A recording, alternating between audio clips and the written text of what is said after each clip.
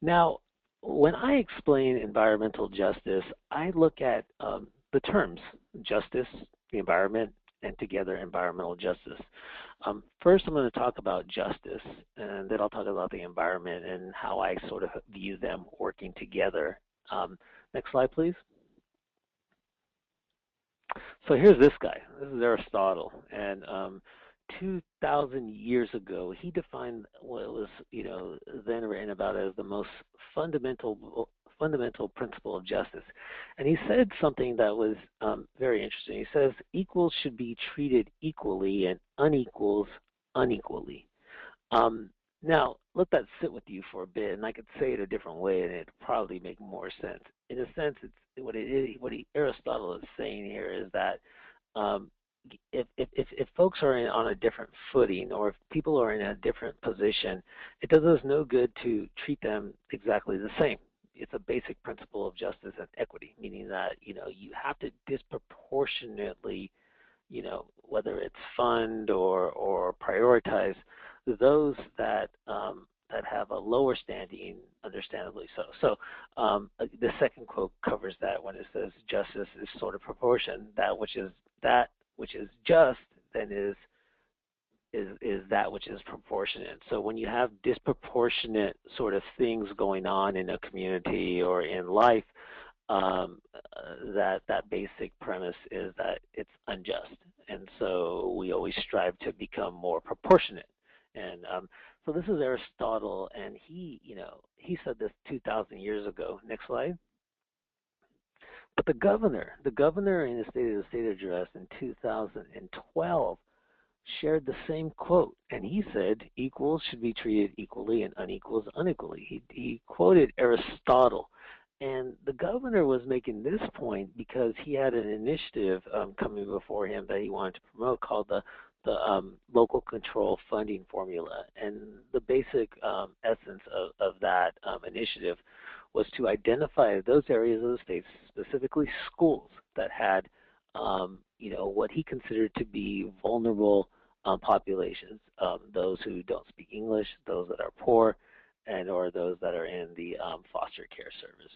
And he said that all these areas that have these types of students, we should be spending more money in.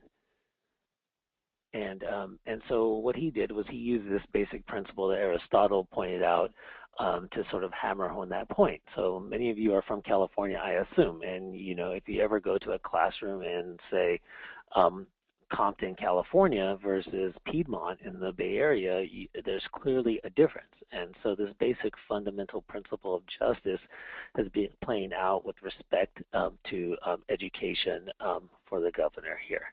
Next slide. That's justice. Now, like I said, there's no one definition for environmental justice. In fact, 20 years ago, the first National People of Color Environmental Leadership Summit laid out a very different definition of environmental justice, and it was more inclusive and more broad, and it basically says that environmental justice deals with issues where people live, whether work, play, and learn, as well as the physical and natural environment. So when I work here at CalEPA and I explain environmental justice, I have to start by saying that when we're talking about, that term, it comes from the community's perspective, a much broader term. It could be, park access, but it could also be the concentrations of prisons, or it's a much broader definition. So this definition of an environment is far beyond what we are normally doing when we do our daily work here at CalEPA. So it's a challenge. Next slide. So I just explained, the definition of somewhat of environment and justice. Put them together, and they're commonly viewed through these two foundational theories. And if there's anything that you can remember from this presentation today, it's these two theories, because they are the backbone of what environmental justice is, and it sometimes gives clarity to this very these abstract terms in some cases. So first, let's start with distributive justice. Next slide. So distributive justice is rather simple. It has these basic principles of rooted in sort of a fair share of desirable and undesirable land uses. So, commonly in the environmental justice world, we have desirable and undesirable land. So a toxic landfill, probably undesirable land. A nice big regional park, probably a desirable land. It also looks at benefits and burdens more broadly than land uses. So, the idea here is that, all communities should share evenly with respect to benefits and burdens. So, as I will get into later with respect to the funding of cap and trade monies, um, those communities that have been burdened by environmental pollution, the goal is to make sure that they participate and experience the benefits that come from any sort of actions taken to combat pollution. Um, it also, again, the goal here in distributed justice is to lower the risk. It's not to shift existing risks. So, I mean, if you think about this, I mean, the idea here is not to say, okay, we have 3 toxic landfills. They're all in poor communities. In order to be proportionate, we want to stick this toxic landfill in a rich white community. That's not the goal for distributed justice. The goal is to lower the risk for everybody. But these are some of the principles that form distributive justice. Next slide. So again, can you toggle back to to distributed justice real quick? So again, this whole distributed justice can be sort of summarized in it's a fair share. Everybody gets their fair share of good and bad. Next slide. Procedural justice, on the other hand, talks about fair play. It talks about, the processes that allow for dialogue between community and decision makers. So we know that decisions get made that affect communities throughout California on a daily basis. Procedural justice looks at whether or not those processes were fair, and usually it comes with the some of the ideas of were the data and materials and language understood by residents, and the goal in procedural justice is to make sure that the participation is meaningful. And this last bullet point, it says here, participation cannot be meaningful unless it has the ability to influence an ultimate decision. So if you've ever been to a governmental meeting where they're preparing a staff report and they're saying, we would like to expand the landfill, and hundreds of residents come up and speak out and say, what, we would like to see this in this, permit, or we wouldn't like to see it at all. And if at the end of the day the government cannot demonstrate that they've modified or sort of considered this public input, then one would question it to be whether or not that's a meaningful public participation. So ways in which you can promote procedural justice is to provide technical assistance with respect to data materials, provide community members, residents, equal access to decision makers during the decision-making process. Look, I sit up here on the 25th floor at the CalEPA building. Certain folks have access, to the people in our positions. We need to make a deliberate effort to ensure that all people have access to our decision makers. So the person off the street versus the industry lobbyists. And of course, we want to promote meaningful participation. Again, if we go through a process and we can't point to those areas of input in which community or public have given us input and somehow shifted our decision, then in most cases, and not in all, but in a lot of cases, I would say that we failed with respect to with procedural justice. Next slide. Okay, so climate change and environmental justice. Next slide. So, this report, Facing the Climate Gap, look, we know that this shouldn't be a surprise to anybody that low-income communities of color, are likely to be the most vulnerable to consequences of global warming. Recent, a PPIC survey showed that actually poor people and communities of color are by far the most supportive of the government taking action on climate right now. 88% Latinos in California and 83% Black population, as well as the Asian community, not disaggregated for Southeast Asians, but hovering around 70%. With whites coming in at 65%. So overwhelmingly, people of color, and indeed poor people of color, overwhelmingly support direct involvement in governmental action with respect to climate change. Now, next slide, please.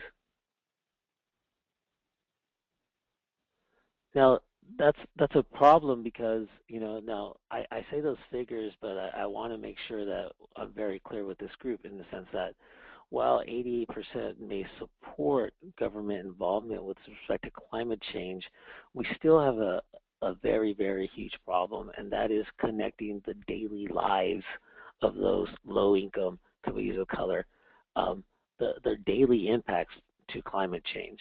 It's my opinion, this is my opinion, that that connection is not there. So while 88% of folks agree that the government should take action, I think many people within that 88% may not understand fully how their daily lives are affected by climate. And that's where we have a lot of work to do, as is shown here in these examples: increase in temperatures, urban heat island effects, increase in air pollution.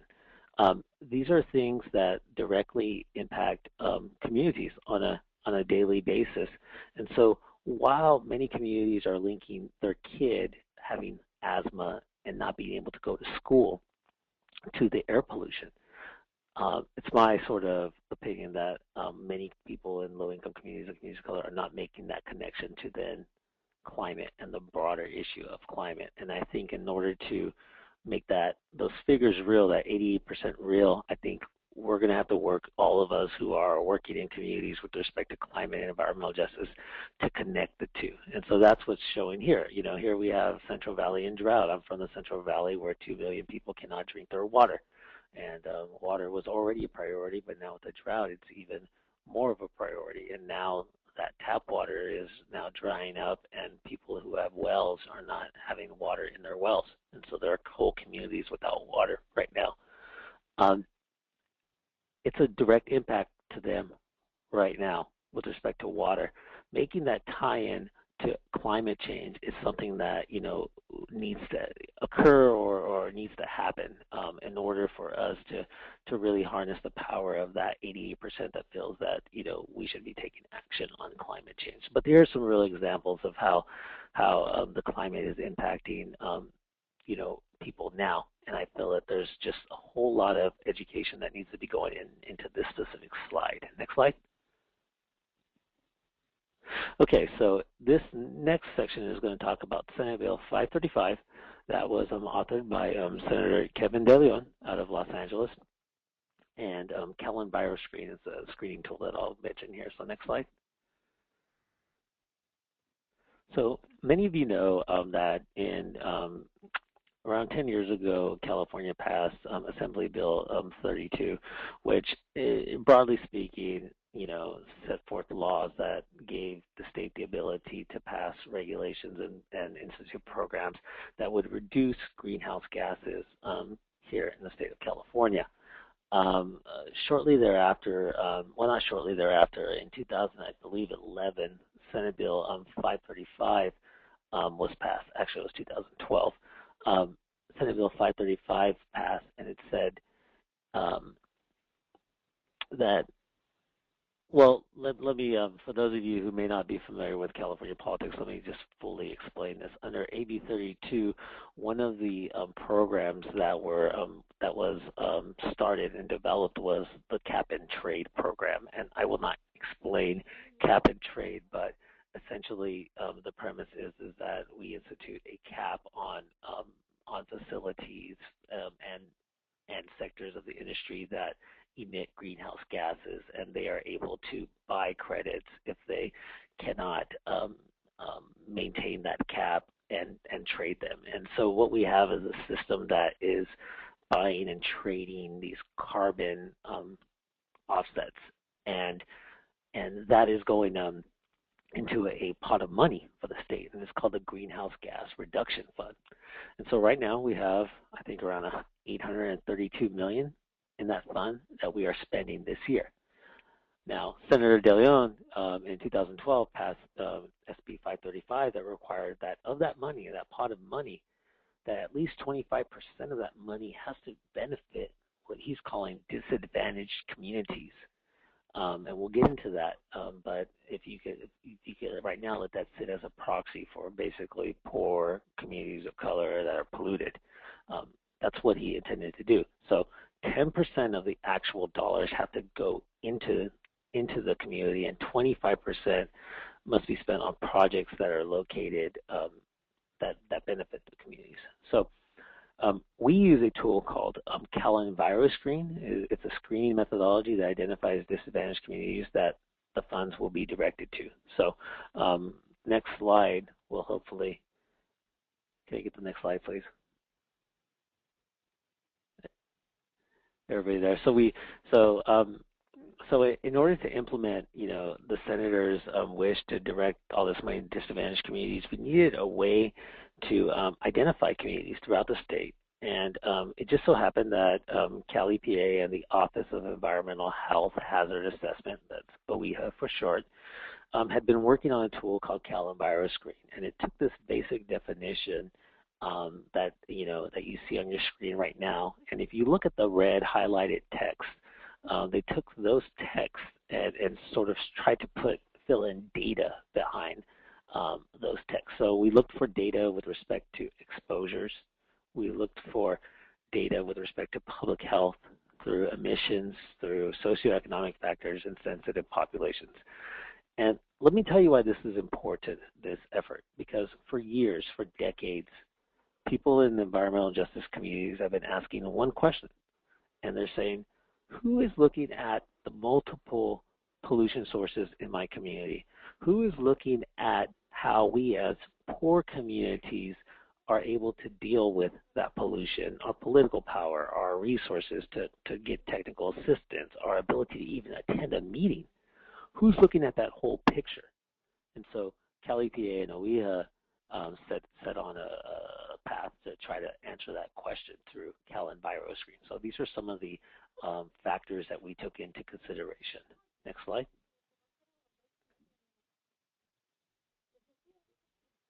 There's a slight delay, my apologies. So we started with CalEnviroScreen 1.1, and I won't go into the details, but we now have CalEnviroScreen 2.0. And what that does is it takes 19 indicators of environmental health and socioeconomic conditions and takes roughly it's over 8,000 census tracts. And what it does is it presents a broad picture for each census tract as to how much environmental pollution they have and how much vulnerability to that pollution do they have. Next slide.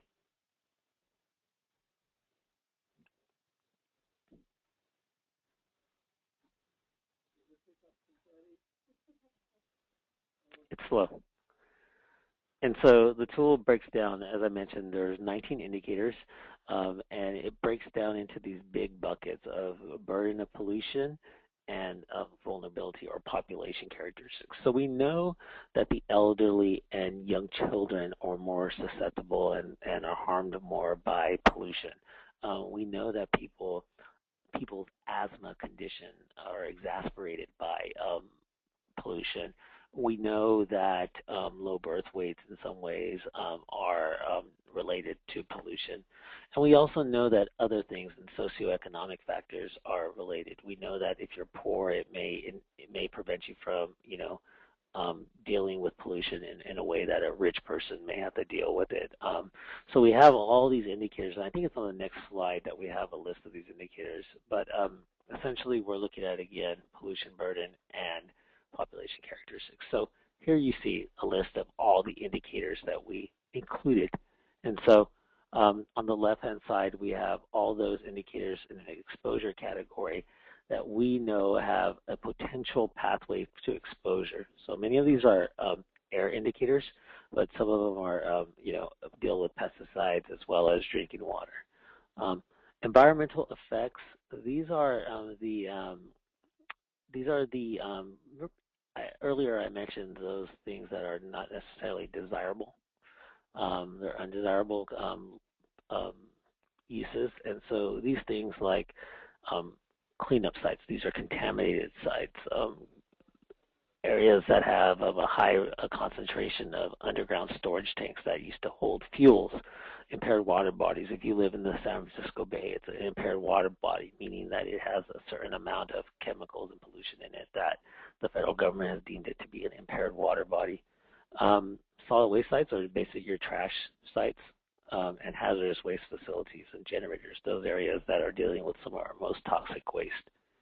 And here's what I described earlier, these sensitive populations. These are the people that are, more susceptible to pollution, or at least, their conditions are exacerbated by pollution. And these are the socioeconomic factors all the way to the right that we take into consideration. It turns out, educational attainment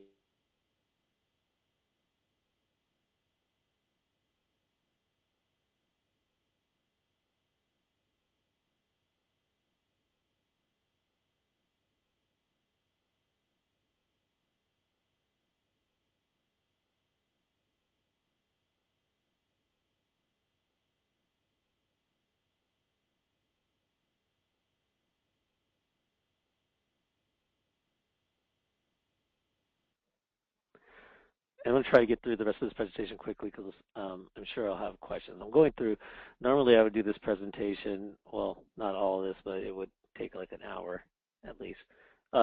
Next slide, please. Okay, great. And so this just shows the sort of relationship that all these indicators have. So essentially we average up all the pollution burden, and then we multiply it by what we call population characteristics or vulnerability. And this is consistent. I don't know if there's any environmental science majors here or toxicology majors, but this is consistent with a basic risk assessment approach where you're looking at what people are exposed to and their particular condition. And so that gives us a CalEnviroscreen score, and each census tract in the state of California is now scored with a CalEnviroscreen score. Next slide. So here's an example. This is, I don't know if anybody here is from Bayview or the Bayview Hunters Point area, but here's the census tract in Bayview.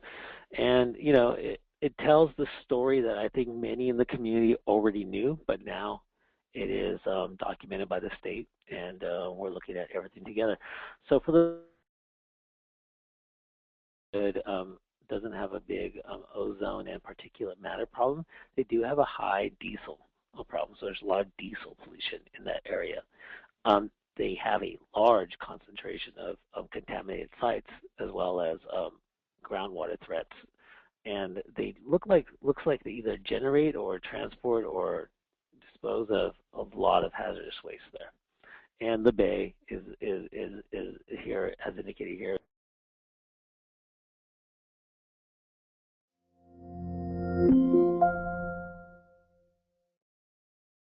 Slide. I just wanted to go back real quick and point out something. What I was going to say was that, typically what we think about, the first thing we think about with environmental justice communities are the socioeconomic factors and the sensitive population. So look at the low birth weight. It's in the 99th percentile. The asthma rate is in the 95th percentile. The poverty rate is in the 95th percentile. Unemployment is amongst the highest in the state. And so their population characteristics are 93rd. They're in the 93rd percentile with respect to those specific population metrics. But their pollution burden overall is not that as high as the rest of the state. Next slide.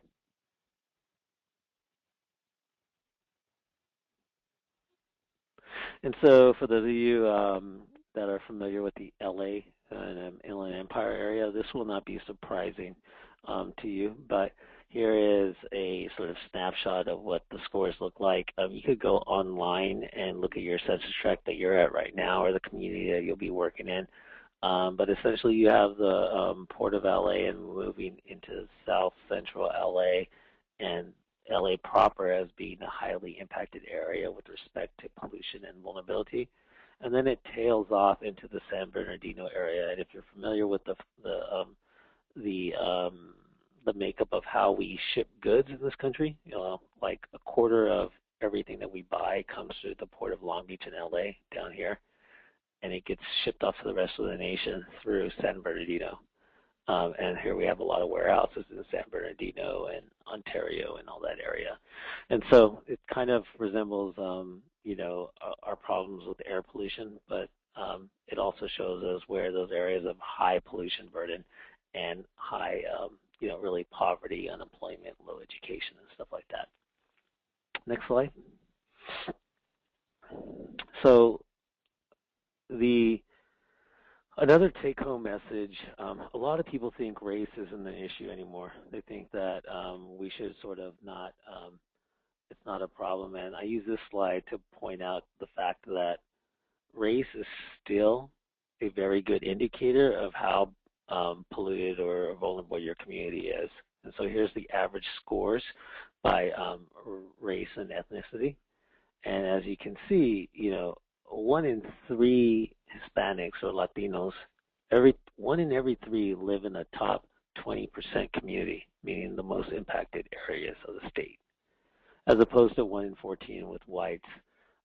Asians are 1 in 8, but if that was disaggregated to from Southeast Asians, I think the Southeast Asian population would resemble closely what African Americans are at, and that's 1 in 4. So 1 in 4 of every African American in the state of California lives in what we would call like an environmental justice or a disadvantaged community. And so, unfortunately, race is still very much a good indicator of your pollution burden and vulnerability. Next slide.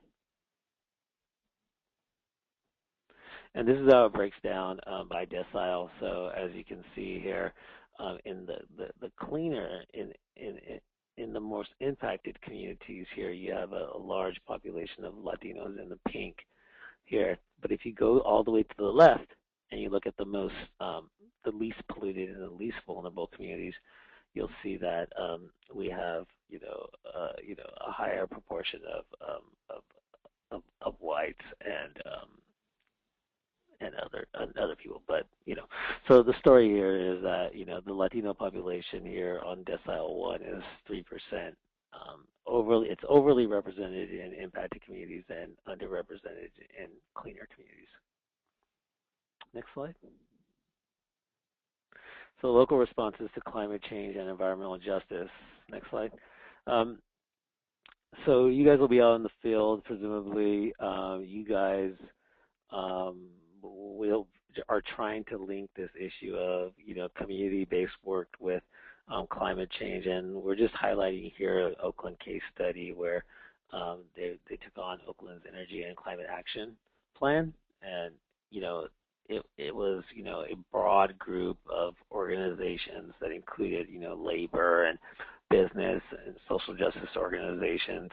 They came together on a broad level to sort of put together this climate action plan. And to be frank, that with respect to environmental justice communities, that's not always the case in which you could bring those stakeholders together. So we wanted to highlight this as maybe a case study that folks could look at with respect to climate change and a local response. And here are some examples of safe streets, urban forestry, what we call ATP, but active transportation or alternative transportation. And then, of course, jobs. We know jobs are important to any EJ community, disadvantaged community. The bottom line is that people need to feed their family. They want a better life for their children. But basically, environmental justice principle is that they shouldn't have to sacrifice their health or their environment to have those things. And so this action plan sort of reflected a lot of those elements. Next slide. So connection to CivicSpark and local capacity building. Look, there's communities throughout the state that are taking on, climate change, but need, dedicated people to help organize and sort of build programs that are sustainable to go beyond your, I don't know, most of you guys are probably here a year of service. And there are plenty of opportunities. The caption to the left, I'm speaking to a group, again, kind of like Oakland, a broad-based group of residents, from professors to city council members to just like 50-year residents, concerned about their local impacts for pollution, but how that relates to climate. So I'm there speaking to them about this local issue. And then down the bottom right-hand side, I took this picture. We were on a task force that was looking at environmental enforcement within the San Bernardino area. But more importantly, again, we were trying to link, not our local sort of response to the broader goals of.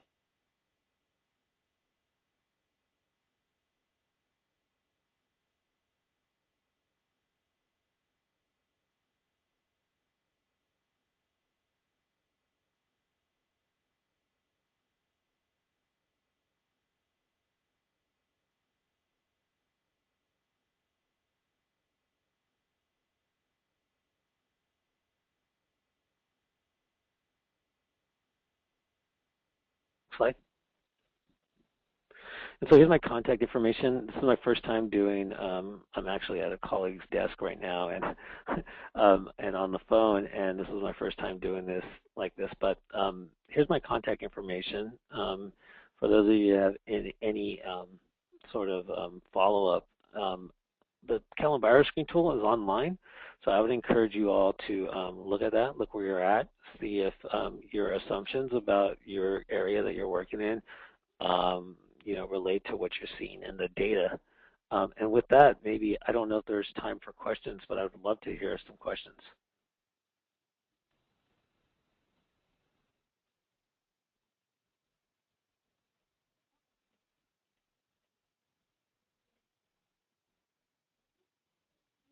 And maybe we could go back to the map of maybe LA.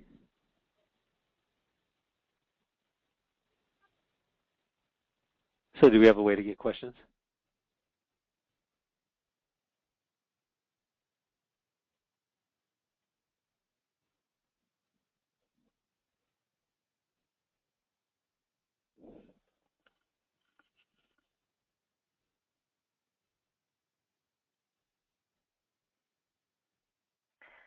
Thank you so much, Arsenio.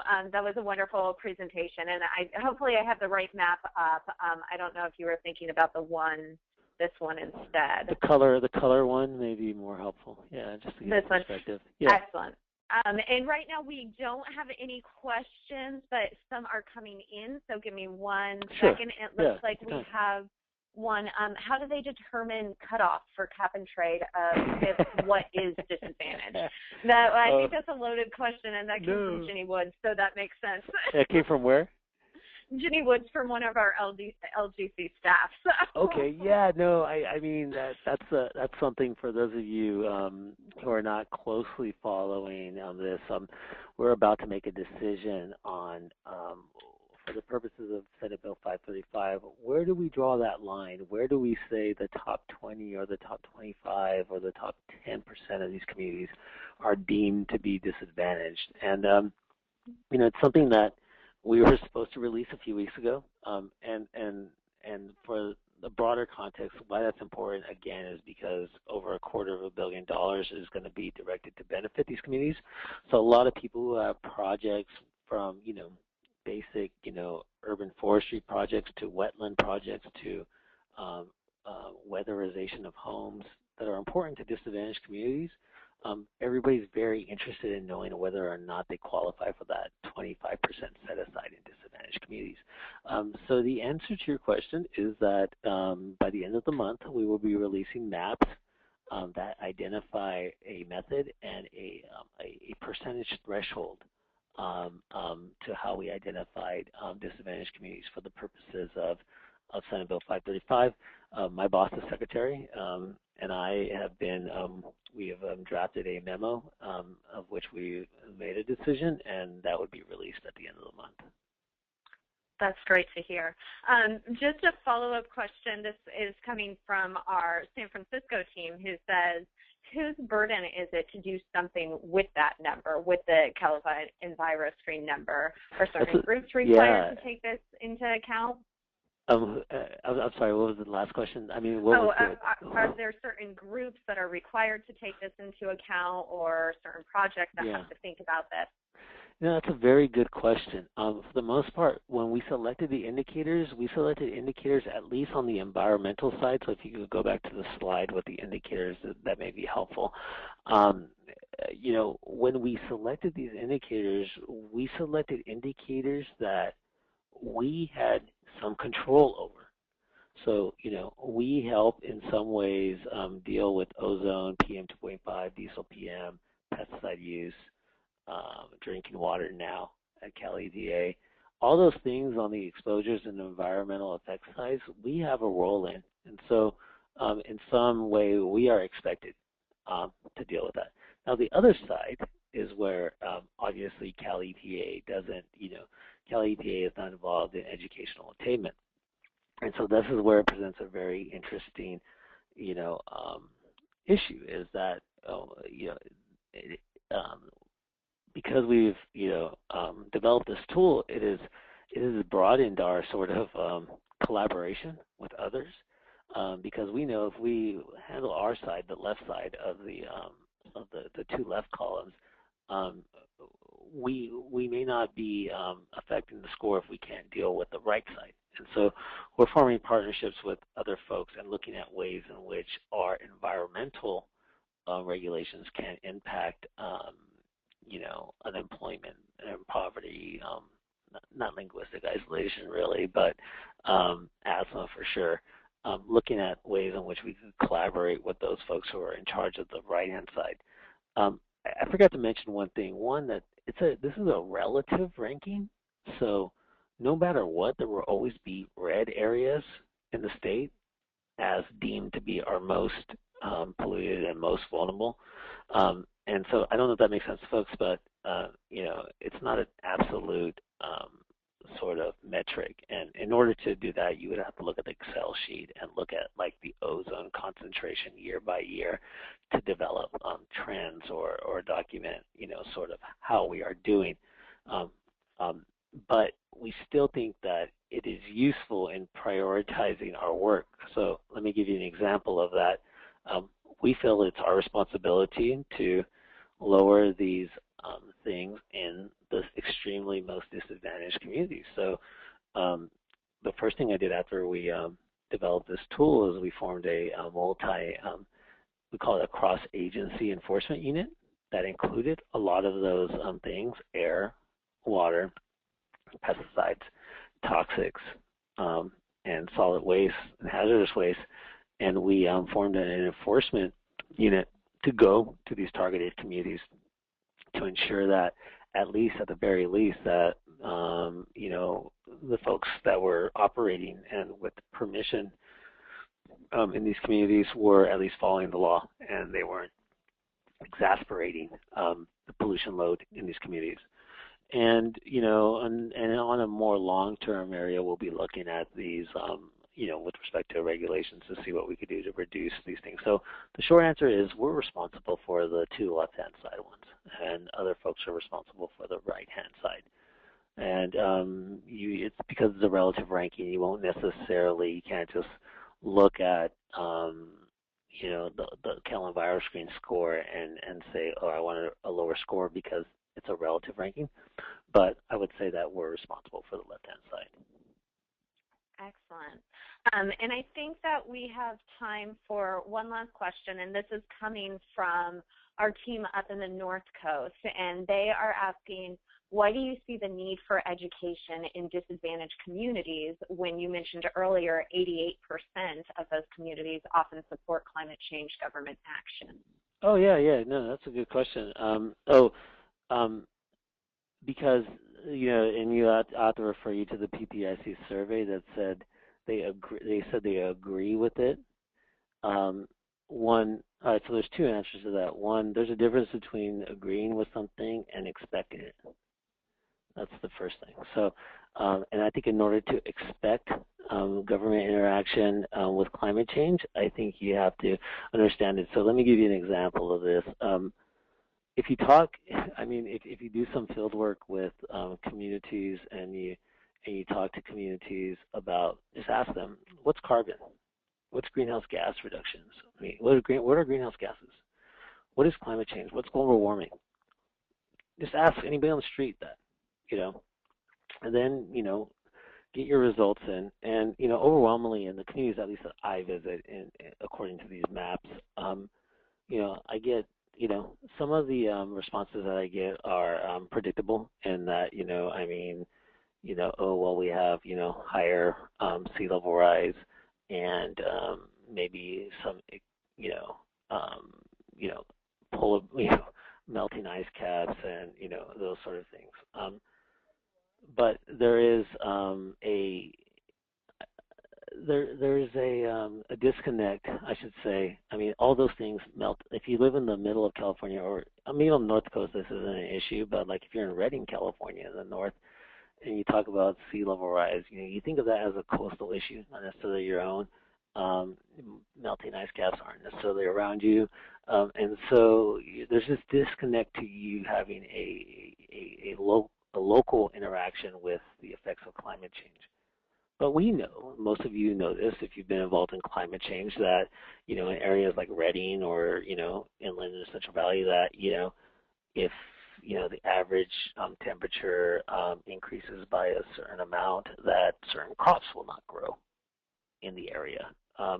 That, certain, things will not happen, that it affects our availability of water, and all these direct impacts that I believe, and this is my opinion, that the broader populations within these disadvantaged communities aren't making that local connection to. And so in order to expect involvement versus agree with it, I think you need to build up that connection to the local impact. Excellent. Well, thank you again so much for taking time today to speak with us. We can't give you a round of applause, but I'm sure That's everyone right. would love to right now. And I apologize for I'm presenting from a colleague's desk, and I was late. And again, if anybody has any questions, feel free to email me. Thank you. So at this point in time, I think that we have the key aspects for professionalism as the next piece, which is going to be a regional breakout session. So I will let you guys get to that, and we will be back at 3:30 with the overview of state and federal responses to climate change. Thank you again, Arsenio. Yep, thanks.